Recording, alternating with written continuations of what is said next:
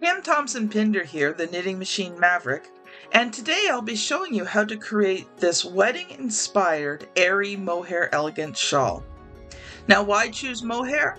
Natural fibers like mohair are not only incredibly soft and lightweight, but also breathable and warm, making them perfect for elegant heirloom quality pieces. Unlike synthetic fibers, mohair has a beautiful halo effect that gives your finished project a dreamy, luxurious texture. Plus, it's strong, durable, and biodegradable. So your creations are as kind to the planet as they are beautiful. Thank you to Silk City Fibers for sending me a cone of their mohair yarn to make this project for you. For this shawl, you're going to need a 46 or 48 needle circular knitting machine. You're going to need one mohair cone yarn by Silk City Fibers. You will be doubling up the yarn as it is considered a one-weight yarn, so I recommend pre-winding 2 balls as the cone is quite large and will do several projects. You'll need waste yarn, stitch holders, scissors, a 4mm crochet hook.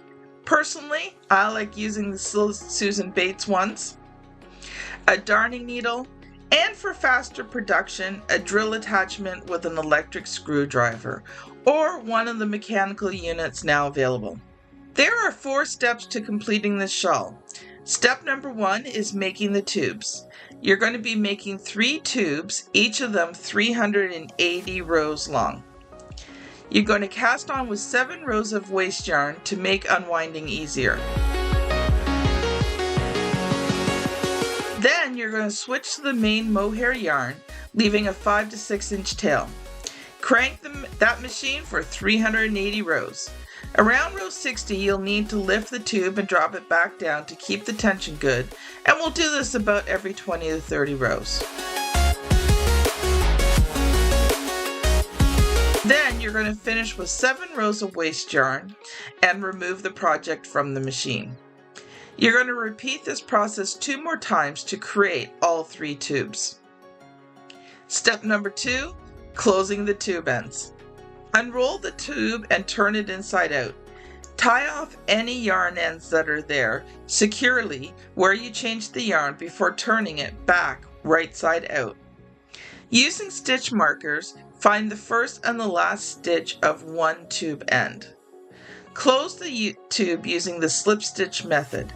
Start from the 12th stitch and use a crochet hook to slip stitch stitches over each other, alternating left and right. Continue until the last 2 stitches, removing stitch holders as you go. Pull the yarn through to secure and cinch tightly. Remove the waste yarn carefully. One side will unravel easily, while the other may need slight loosening. You're going to repeat this for all tube ends. Are you enjoying this tutorial? Don't forget to like and subscribe to support the channel and stay updated on future projects. Step number 3, assembling the shawl. Start by aligning tubes 1 and 2 using stitch holders every 15 stitches to ensure the knitted row stays straight, giving it a professional look.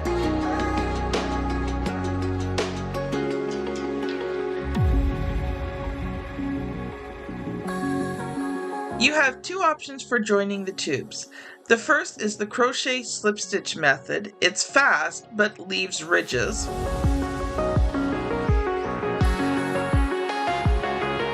Second is the mattress stitch.